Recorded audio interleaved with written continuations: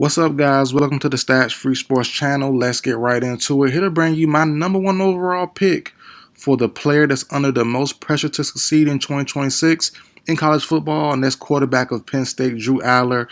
Let's get right into it, guys. So at the end of this video, I'll give you his pros and cons, go in detail a little bit about his game. I'll give you some measurables, some intangibles, also NFL comparison as well.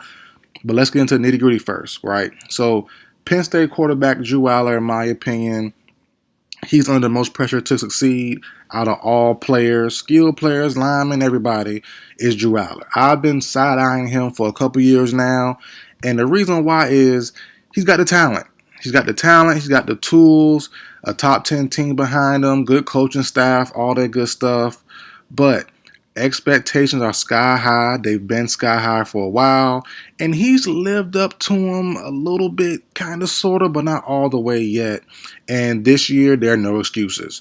We'll get into why, transfers, all that stuff later on. But expectations are sky high, and anything less than a college football playoff appearance could be seen as a disappointment for Drew Allar. Who went there last year, had an okay showing, but I will say his talent around him wasn't the greatest as far as offensive skill weapons. Only had like 3 or 4 reliable guys, led by Tyler Warren, those running backs, Nicholas Singleton, Kaytron Allen. But other than that, the receivers were garble last year, hot garbage. That has changed. We'll get into that in a few minutes. But as far as the QB goes, clearly, and it's kind of a set in stone thing. If he would have entered last year in this year's past draft, the Cam Ward draft, he was probably QB2. He's probably going to go in the top 10, top 15. But even with that, I'm still not the biggest. I'm just not a Drew Allar guy yet. I haven't seen enough to really put him as a blue chip prospect like others have. I know the prototypical size and all that stuff is great, the arm talent, but he just hasn't shown enough for me. And I'm a nobody. Trust me, I'm a nobody. I'm a regular Joe Blow, just watches sports. But just for me and my analysis, he needs to take the next step, and which should happen. So let's start with the basics. Drew Allar was a former 5-star recruit, one of the top quarterbacks in his class. He's big, strong, smart, the kind of guy to build the program around, which Penn State has. And last year, he showed flashes of greatness. But now it is time for him and his team to execute, and no more excuses. So why the pressure is so intense on him? You have Penn State hasn't broken through the Michigan-Ohio State wall in the Big Ten. Hasn't done it quite yet. Close, but no cigar on those matchups. The Nittany Lions have a loaded roster this year. Transfers from the receiver room, a good offensive line, one of the best one of the best defenses in the nation. And let's talk about their new weapons. They brought in 3, not 1, not 2, but 3 receivers from the transfer portal. Trevor Pena of Syracuse, Troy's Devontae Ross, and also USC's Kyron Hudson. All 3 guys look to be impact players. All 3 guys have different skill sets also. So, you're giving him the 2 running backs back. You're giving him the receivers. No Tyler Warren, but they still have more options to play with. So I think the roster is super loaded. The new OC, I forgot his name. He was good last year. Great play calling. It's all up to him to get it done on the field. So, like I said, all the pressure is off everyone else. Solely this year on the senior Drew Allar. Came back for a reason. Came back to play well. And you could also throw in Carson Beck. You could argue Carson Beck had the biggest fall from grace we've seen in a good little while. Some thought as a first overall pick last year. I came in immediately on my channel and said, heck no. And right after that, the injuries and the bad play happened. So, I never was a big believer in Carson Beck. Some might be still. I'm not quite sure. I don't think his move to Miami will be a good one, but we'll see. I hope the best for all players, but I just don't see him being being the short-term successor to Cam Ward in Miami. But we'll definitely see. But you could throw in Carson Beck as a secondary option in this video. But bottom line, Drew Allar has everything to succeed. But with great talent comes great responsibility. He's not just playing to win games. He's already done that. He's done it already. He's won a bunch of games. He's played well, protected the ball well, all that good stuff. He's playing to put Penn State in the national title game. That should be his final, his final send off, putting them back in the big game, win or lose. If he takes them there, he's a blue chip prospect. He is top notch talent. So what do you think, guys? Will Allar rise to the occasion? Will he crack under pressure? Drop your takes in the comment down below. Let's get into some pros and cons, some intangibles, some measurables, some comparisons. Let's get into it. So, Drew Allar, he's a true 6'5", 240. Rumors have it that he's been slimming up some, so the 240 could be maybe 230-ish. We'll see. Still a big boy. Strong arm. Strong arm, can make all the NFL throws, all that good stuff. So for me personally, watching him, he reminds me of a Carson Wentz. Hybrid, big-bodied guy who can run a little bit, make all the throws, strong arm. He's a Carson Wentz to me.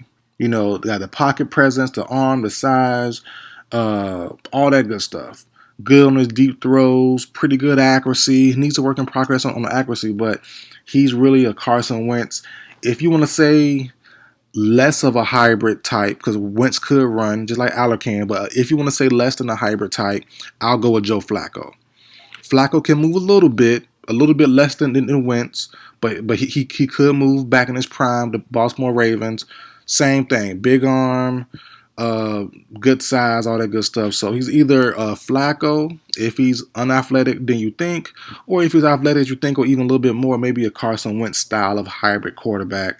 But I think he is definitely someone that's a big body NFL frame off the bat that stands out immediately.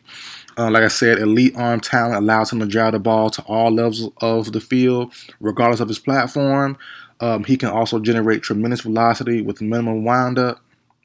Very good arm as well. Like as I said, exceptional ball security and decision making. He showed that his whole career basically, record-setting interception avoidance while still attacking the ball downfield. Awesome there. Demonstrates advanced understanding of timing and touch in the red zone. And also the last one here I have for his strengths is competitive toughness stands out. He willingly stands in against the pressure and delivers strikes knowing he'll take hits. Very impressive. Very, very impressive there from Drew Allar. Now on to the weaknesses. Goes to the main thing for me, the main two things, goes with the toughness as well, but it's kind of a flip, the other side of it. He kind of runs into pressure sometimes, trying to scramble a little too much, trying to do too much, make a play out of no play, what everyone calls hero ball. He sometimes scrambles into the sack. As I said, that could play into him not being unathletic. That plays into him being athletic more than he thinks he is. So that's why I said, if you think he's not Carson Wentz, not that mobile, you can put in the Joe Flacco. Who can move a little bit, but it got to be timely, got to be a good situation, not every down type of thing. Those on the move, those on the run a little bit, can improve there as well. His touch on the move can improve. And then also the main weakness I have as well, the last main weakness I have is still developing consistency on his timing throws. He's good in the red zone on those, but outside the red zone, kind of late to open receivers, allowing coverage to get into recover. If the receiver beats him, he kind of throws a hair late, and that gives the defense enough time to recover and to make a play, pat the ball down, whatever. So the timing, also the running into sacks, those two are the main things for me.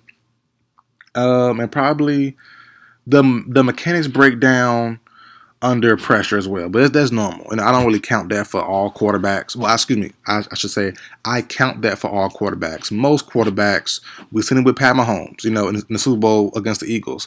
If pressure's on you on the right way, you're gonna struggle. That's any quarterback. That's gonna be kind of tough to change.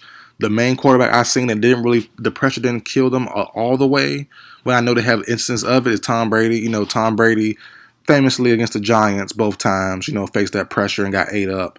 But normally Brady handles pressure probably the best quarterback I've ever seen, as in like totality. But Pat Mahomes not bad either. You know, him, Josh Allen not the worst, but Tom Brady probably the best quarterback I've ever seen handle pressure, and he's not really athletic. You know, so. But like I said, he still has shows or moments of getting beat by pressure as well. The Eagles, excuse me, the Giants, both Super Bowl runs, you know, stuff like that. But no quarterback is perfect. But most quarterbacks, if you give them pressure up the middle, across the edges, quick, fast, in a hurry, they're going to be in trouble. So I don't really care about those too much. Mine is just the timing on his throws, on some of those quick throws, and as well as scrambling, doing too much, playing a little bit of hero ball. But other than that, man, like I said, I think the most pressure under in 2025, 2026 season is under Allar to succeed. Out of all players, Harold Perkins, you can throw him in there as well. Someone who kind of not fell from grace, but his futures is kind of up in the air. Thought of early on to be like a top 10, top 15 pick linebacker, hybrid type of guy. Right now, it's kind of a tweener. Kind of tough. Come off an injury, we'll see. Like I said, Carson Beck, a few other guys you can throw in there, but I'm all the way in on Drew Allar. He's either going to be good to me or he's going to be great. And I'm hoping he be great, obviously. But, you know, like I said, I've been side-eyeing him for years because the size has been there, the arm has been there, all the good stuff. You know, he's been improving, but you can tell it's there. But for me to think he's a franchise guy, I got to see a little bit more for me personally. But that's it for the video, guys. Like, share, comment, subscribe. I'll see you guys next time.